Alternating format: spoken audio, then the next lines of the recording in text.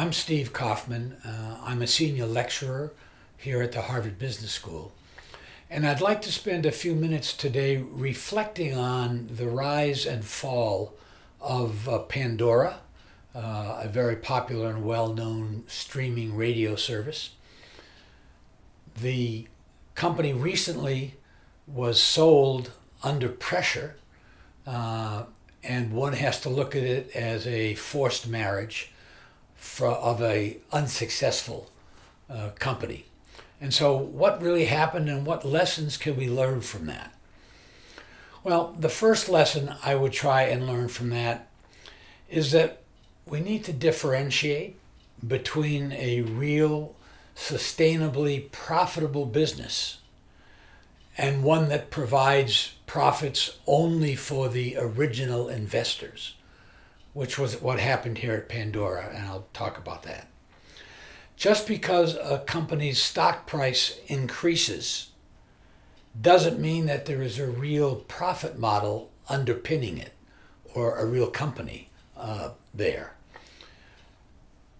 Pandora went public at $15 or $16 a share. It was very popular, and the price got all the way up into $30 a share. It then collapsed to $4 a share, and eventually was sold at somewhere between $7 and $8 a share, with a lot of people having lost a lot of money, except for the original investors. They did very well, thank you. Pandora, over its 20-year life, had accumulated losses of $1.2 billion, and they never made an annual profit. The $1.2 billion came from the third and fourth and fifth stage investors and then the public markets. The earliest investors did get out, and as I say, they made money. The problem was Pandora never had unit costs that were profitable. In fact, their unit costs virtually equaled their revenue, and as a result, they never made any money at the variable cost line. They were betting on the federal courts and the federal regulators lowering the rates they had to pay to the writers and artists, and only if those rates could be lowered would the cost of Pandora be below its revenue. They also bet on the fact that growth, more business, more customers would translate into profitability. They believe something that many young companies believe that just is not factual, is not true. And that is what is called fixed costs are never truly fixed. What you would think of as the fixed costs, or below the line they call it, the sales, general, and administrative and marketing costs, do increase with volume. Not day to day or quarter to quarter or even maybe 1 year to the next year. But over time, all of those supposedly fixed costs do grow. They grow in steps so that you may not see it year to year, but if you look from 1 year to the third year, you'll find that the costs were the same, and then there was a step function, and then the costs were higher. Whether that was doing more marketing, adding salespeople, building more warehouses, whatever. And so that to count on the early fixed costs remaining at that level is not realistic. And your profit projections need to build in the fact that those fixed costs are going to rise. From my 35 years in business, I developed a rule of thumb. I don't know if it's been proven. Maybe some PhD student will take this as a challenge and prove it.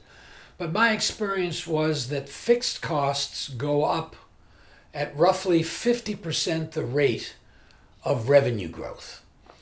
So if your sales go up by 100%, by and large, over a 2 or 3 year period, your fixed costs will go up by 50%. And if you build that into your pro formas, you'll more realistically look at what your financial model is going to turn out to be.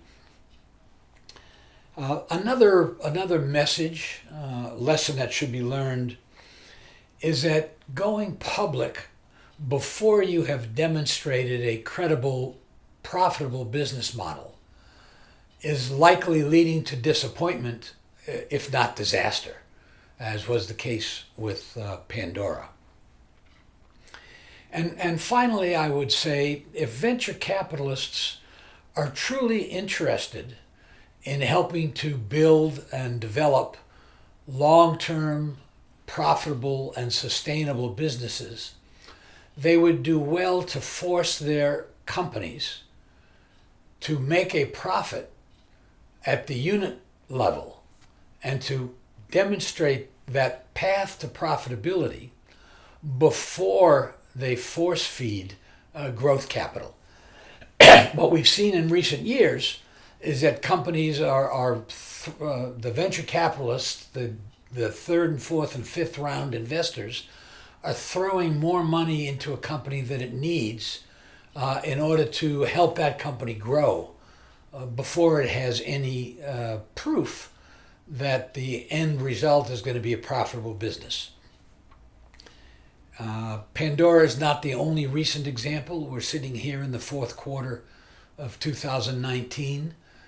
We've seen the Uber and Lyft IPOs be unsuccessful with the prices dropping in the stock market 15, 20, 30%.